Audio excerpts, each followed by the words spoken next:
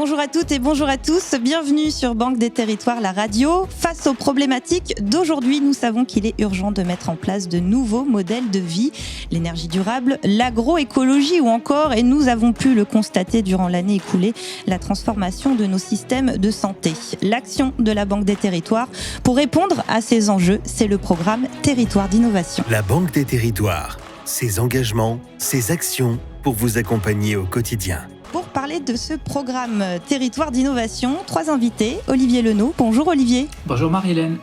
Vous êtes responsable des programmes Territoire d'innovation et Innovation Outre-mer. Également présent, Cédric Verpeau. Bonjour Cédric. Bonjour. Vous êtes le responsable des investissements du programme Territoire d'innovation et avec nous également Mathieu Aufovre. Bonjour Mathieu. Bonjour Marie-Hélène. Vous êtes directeur régional adjoint Auvergne-Rhône-Alpes. Alors, Olivier Lenot, en tant que responsable des programmes Territoire d'innovation ou TIGA, comme vous dites, vous pouvez nous expliquer ce qu'est ce programme, en quoi consiste-t-il ? En quelques mots, ce programme il est né en 2017 et l'État en a confié la gestion, l'exécution de ce mandat à la Banque des Territoires. Il s'agissait d'inventer des modèles de développement, des modèles d'innovation territoriale construits entre les collectivités, les entreprises, des acteurs académiques et surtout réussir à embarquer les citoyens dans ces innovations, dans ces transformations et donc venir nous proposer sous forme de concours tout un portefeuille d'activités, de projets, d'actions qui allaient demander du financement en subvention et du financement sous forme de prise de participation en fonds propres. Et pour ça, l'État nous a délégué 150 millions d'euros pour distribuer ces subventions et une poche d'investissement de 300 millions d'euros. Donc voilà ce qu'on a voulu faire dans le lancement en 2017 et aujourd'hui on a 24 territoires lauréats qui nous proposent 24 histoires, 24 modèles de développement. Le but du jeu étant évidemment répondre aux grands défis, aux grandes transitions, craquer ces différents défis et créer de la croissance, créer de l'emploi et créer évidemment des indicateurs d'amélioration, de bien-être, de développement durable, de santé publique, etc. Voilà les 24 défis qu'on a devant nous.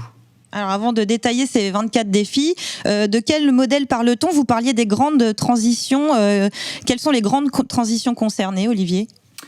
Alors, elles sont nombreuses et en fait, dès le début, on était large. Il y en a eu 6 dans le cahier des charges. Les transitions qui ont trait au modèle de développement énergétique, les énergies renouvelables étant un des gros volets de ce programme.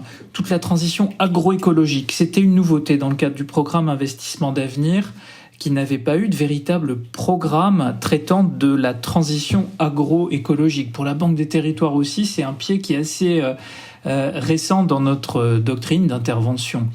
On traite également des nouveaux enjeux liés à la mobilité dans les métropoles, mais aussi en milieu semi-urbain, voire rural. Les enjeux liés à la transition numérique, au territoire et au système d'organisation de la santé. On a des beaux projets, je pense à la Meuse ou à Strasbourg en matière de santé, ou encore santé et handicap à Lorient.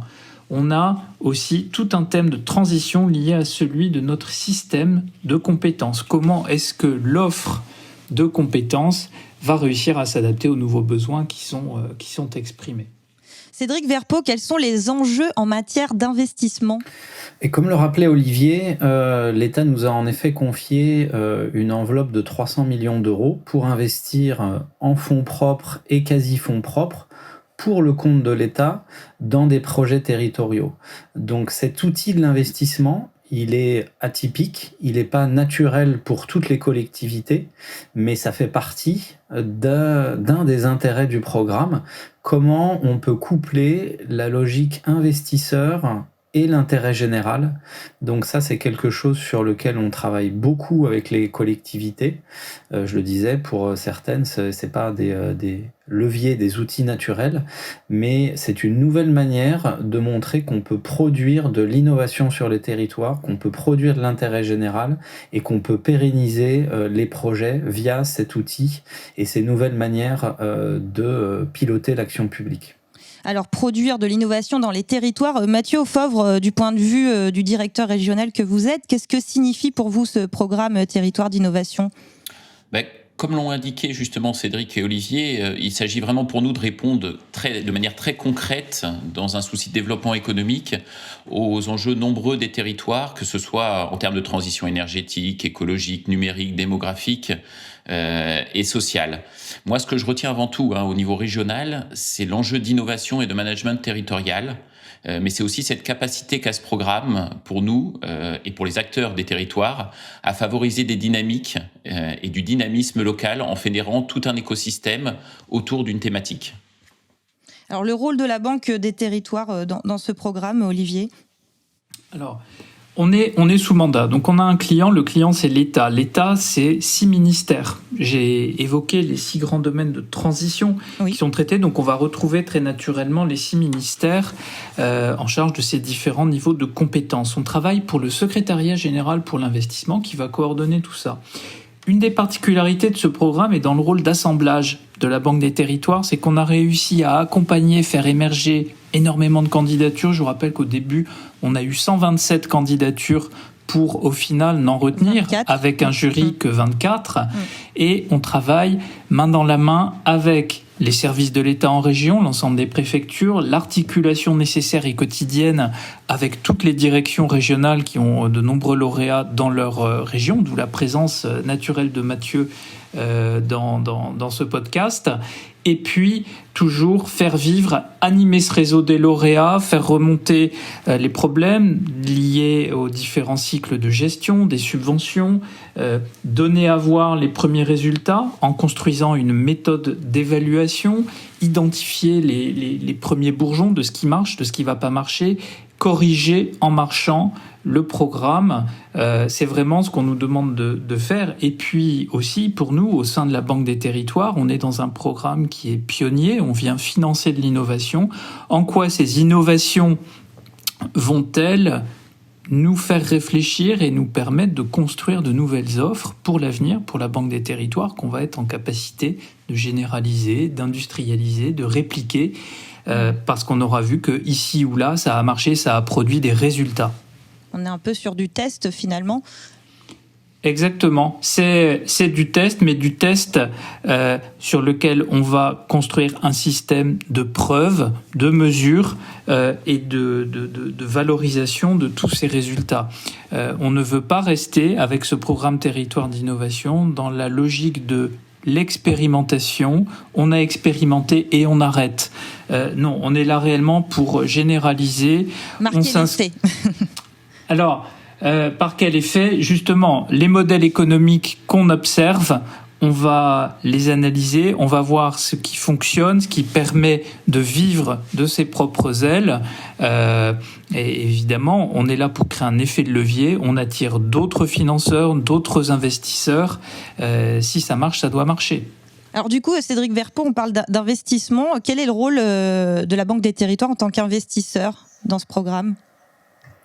Alors, comme je le disais, l'État nous a confié cette enveloppe d'investissement et c'est vraiment... 450 millions en tout ?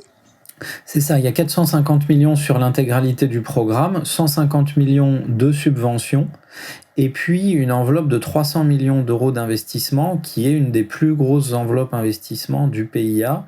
Donc le rôle de la Caisse, il est simple, on est l'opérateur de cette enveloppe. L'État nous a confié cette enveloppe pour qu'on la gère. Donc c'est la Caisse des dépôts, la Banque des territoires qui instruit les projets d'investissement, qui va mener les négociations, le travail avec les entreprises, avec les collectivités quand elles sont impliquées dans les projets d'investissement. Et puis, in fine, c'est la Banque des territoires qui présente le projet devant un comité d'investissement composé de différents représentants de l'État. Et in fine, c'est évidemment l'État qui va décider et valider les projets qui sont préparés par la Banque des territoires et qui sont présentés. Donc c'est aussi important pour les entreprises et pour ces projets, quand ils vont au bout du dispositif avec la Banque des territoires, de savoir que leur projet, il a été validé, au-delà de recevoir de l'argent, il a été validé par des représentants de l'État, il a été validé par le process d'instruction de la Banque des territoires.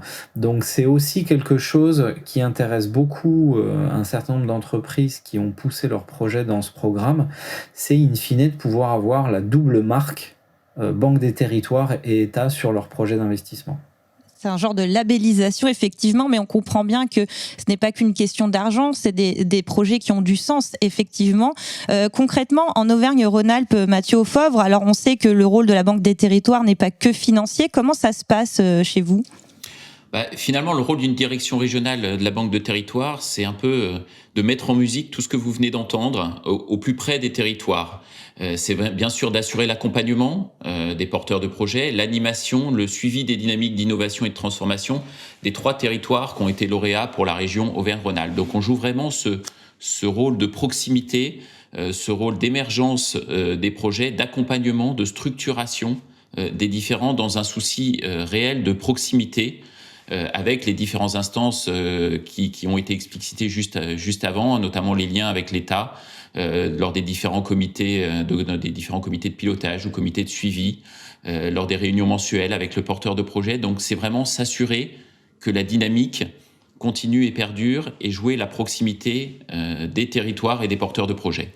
Oui, il y a un vrai travail de communication et de présence. Exactement, et c'est les rôles de la Banque des territoires, notamment dans son rôle de conseil et de financeur des projets.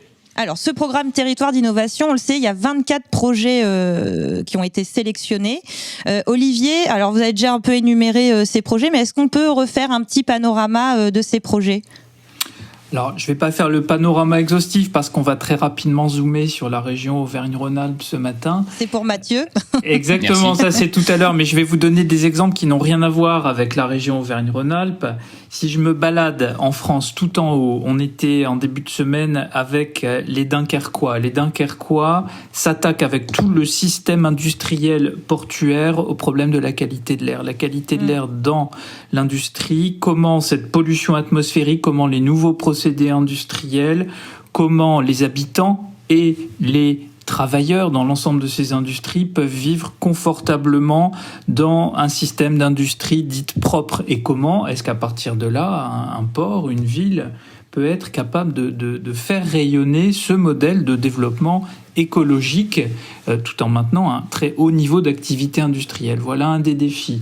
Je peux aller aussi en région Nouvelle-Aquitaine où on a l'intégralité, pour la première fois, c'est en ça une révolution, de la filière viticole qui s'est associée. Donc on a les producteurs viticoles, on a sous l'égide du Conseil régional Nouvelle-Aquitaine également tout un ensemble d'élus, on a des villages, des villes qui sont embarqués, de la recherche académique pour réussir, j'allais dire enfin et de manière ultra ambitieuse, à réduire les traitements phytosanitaires dans la vigne. Comment est-ce qu'on fait de la vigne bio à échéance brève et évidemment relancer toute cette machine à exportation et préparer toute la croissance viticole française pour les 50 ans à venir, là où il y a en plus de cela du changement climatique qui est à l'œuvre et qui vient tout bouleverser. Donc vous voyez des défis absolument considérable.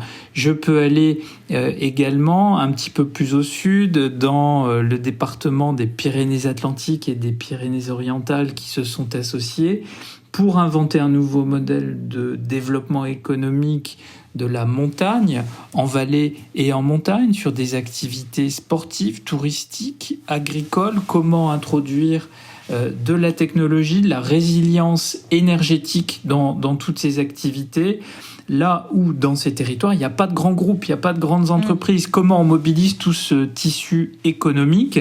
Quel est le rôle des élus dans cette dynamisation? Voilà. Je vous donne également un autre exemple, cette fois-ci, tiens, allons dans l'Est, je vous parlais de la santé, avant l'Auvergne, voilà, on se rapproche. Dans la Meuse, un vaste programme de développement de la e-santé. On en parle ô combien en ce moment. On a une vraie problématique de vieillissement de la population dans la Meuse, une problématique de désertification médicale. Comment apporter du soin au plus près des patients, de l'ensemble des patients, surtout de nos aînés. C'est véritablement un enjeu qui est porté aujourd'hui par le conseil départemental et là qui a réussi à embarquer un écosystème de start-up, un écosystème également d'acteurs de la recherche, l'ensemble du monde médical, des associations de patients, et voilà le défi auquel ils se sont lancés. Voilà quelques exemples, des exemples magnifiques. On est sur un programme à 10 ans. Il a démarré véritablement en septembre 2019, début 2020 en plein confinement, au printemps 2020, les conventions ont toutes été signées. Donc on peut dire, voilà, aujourd'hui, 8 avril, on est 1 an après le vrai démarrage de ces projets. Alors du coup, le vrai démarrage de ces projets, où en sont-ils, Mathieu Aufovre, dans votre région qui est l'Auvergne-Rhône-Alpes, et quels sont-ils ? Alors moi, je vais me balader modestement en région Auvergne-Rhône-Alpes, où 3 territoires d'innovation ont été retenus, et je vais les citer rapidement avec les actions qui en découlent. Tout d'abord en citant la Biovallée dans la Drôme, avec cet objectif de mettre en place justement un écosystème rural précurseur et reproductible, avec un aspect important de pouvoir le pousser l'autonomie énergétique et favoriser l'émergence notamment d'un pôle d'innovation rurale et de formation. Parce qu'on pense que toutes les étapes d'une chaîne de valeur doivent être mises en avant et doivent être poussées. Ensuite, on a ce territoire de rapprochement, je pourrais dire, entre le territoire de la métropole de Lyon et de Saint-Étienne, sur des sujets ô combien importants dans le contexte actuel, qui est le sujet de l'industrie intégrée et connectée à son territoire et à ses habitants, avec un objectif, là également, de voir émerger des projets de fonds d'amorçage pour accompagner cette industrie. Et enfin, on a le 3e territoire d'innovation, qui est Valence-Romand-Aglo, toujours dans la Drôme, avec là l'ambition de devenir la capitale des startups de territoire pour fabriquer la cité productive de demain. Et j'ai en tête sur ce territoire notamment le projet accompagné par la Banque des Territoires, qui se nomme la Ceinture Verte, qui est une société coopérative d'intérêt collectif et qui fédère justement l'ensemble des acteurs d'un même territoire pour accompagner les nouveaux exploitants qui portent un projet de maraîchage bio, et ainsi leur garantir, en tout cas tout faire pour leur garantir un meilleur revenu. Et là, la Banque des Territoires les a soutenus à travers notamment un prêt participatif. Donc c'est ces actions très concrètes de territoire qui commencent à émerger. D'accord. Comme vous dites, qui commencent à émerger, parce qu'on le sait, voilà. Olivier, vous parliez de mai 2020. Quel bilan on peut faire de ce programme Territoire d'innovation déjà en Auvergne-Rhône-Alpes, Mathieu ? Alors pour nous, le bilan est très positif. Olivier en a parlé juste avant. Les conventions des 3 lauréats ont été signées dès début avril 2020, et ce malgré la crise sanitaire, il faut quand même le rappeler. Et 30% d'acompte de la subvention ont déjà été versés. Donc les moyens sont là pour faire aboutir les projets, pour faire avancer les projets. Et deuxième chose importante, c'est que pour nous, au niveau de la direction régionale, le programme Territoire d'innovation a également permis de fédérer et d'accompagner une dynamique locale et de resserrer ces liens entre les porteurs de projets, les élus locaux, les collectivités, l'État et la Banque des Territoires. Et ça, c'est quelque chose qui est lancé, et cette dynamique existe vraiment. Et le bon niveau d'avancement donc des programmes de ces 3 territoires d'innovation dans le contexte que nous vivons depuis 1 an, je crois qu'est la preuve de cette réussite qu'il faut encore poursuivre. Alors, il nous reste 2 petites minutes quand même pour continuer ce bilan. Cédric Verpeau, au niveau de l'investissement, et ce malgré, comme on vient d'en parler, la crise sanitaire, quel bilan vous faites de cette année écoulée ? Oui, sur cette première année, on a travaillé les projets d'investissement, et je le rappelle, il y a 24 projets de territoire, mais dans ces territoires, il y a 240 projets d'investissement. Donc on a beaucoup de projets, beaucoup de choses qui avancent. L'année 2020 nous a permis d'investir dans 40 millions d'euros de projets d'investissement qui ont émergé sur les territoires, et c'est un effet de levier de près de 150 millions d'euros, donc d'argent privé que via l'action de la Banque des Territoires et via cette enveloppe de l'État, on a pu sélectionner et amener en plus sur ces projets. Et je citerai 3 exemples très rapidement qui montrent la variété de nos projets d'investissement. C'est Toc Toc Doc, un service de télémédecine pour les populations fragiles qui avec Strasbourg. C'est Urban Canopy, de la végétalisation urbaine qui nous vient de l'Île-de-France. Et puis Olivier l'a dit, Dunkerque nous a permis d'engager un projet d'investissement, Starklab, qui est une jeune société innovante qui dépollue les fumées industrielles. Donc voilà quelques-uns des exemples qu'on a réalisés en 2020, et il en reste encore beaucoup à instruire et à faire avancer maintenant. Évidemment. Alors, pour conclure cet échange, Olivier, est-ce que vous pouvez nous expliquer un petit peu en quelques mots, quelles sont les étapes d'après ? Alors, les étapes d'après, elles s'inscrivent en 2021, toujours dans un contexte aigu de crise sanitaire, crise sociale, crise économique. Je dirais, il y a au moins quelques bonnes nouvelles. La bonne nouvelle, c'est que les défis auxquels se sont engagés l'ensemble des territoires lauréats, tous ces défis, ils sont justes, ils sonnent justes, ils sont rendus de manière encore plus critique, urgente, du fait de ces événements liés à la crise. Donc on a des acteurs qui sont renforcés dans leur énergie à vouloir traiter l'ensemble de ces problèmes. Et ça, c'est vraiment une des très bonnes choses. L'énergie, le soufflet, entre guillemets, n'est pas retombé du fait de la crise. Donc on est dans une phase d'accélération. Cette phase d'accélération, pour nous, elle conduit à nous adapter. Et le programme permet l'adaptation. C'est-à-dire que, évidemment, avec tout ce qu'on est en train de vivre, il y a des nouveaux besoins, il y a des besoins qui s'amenuisent, voire qui disparaissent, et nos outils de financement sont là pour s'adapter à l'évolution de ces besoins. Donc on doit être en grande réactivité, en grande rapidité de traitement, ce qu'on essaye évidemment de faire au jour le jour. Et puis, dans les prochaines étapes, je vous le disais, on est à 1 an après le vrai lancement. Cette année, c'est une année évidemment importante où vont arriver déjà à échéance quelques premières actions. D'accord. Quelles sont-elles? Comment on les identifie? Ce que j'appelais les bourgeons, et on est au printemps. Voilà, qui vont éclore. Il faut qu'on soit là et évidemment qu'on les sécurise, qu'ils se solidifient, et puis qu'on soit capable aussi d'en faire des événements de rayonnement pour ces territoires. Merci à vous trois, Olivier Lenot, Mathieu Aufovre et Cédric Verpeau, pour cette présentation du programme Territoire d'innovation.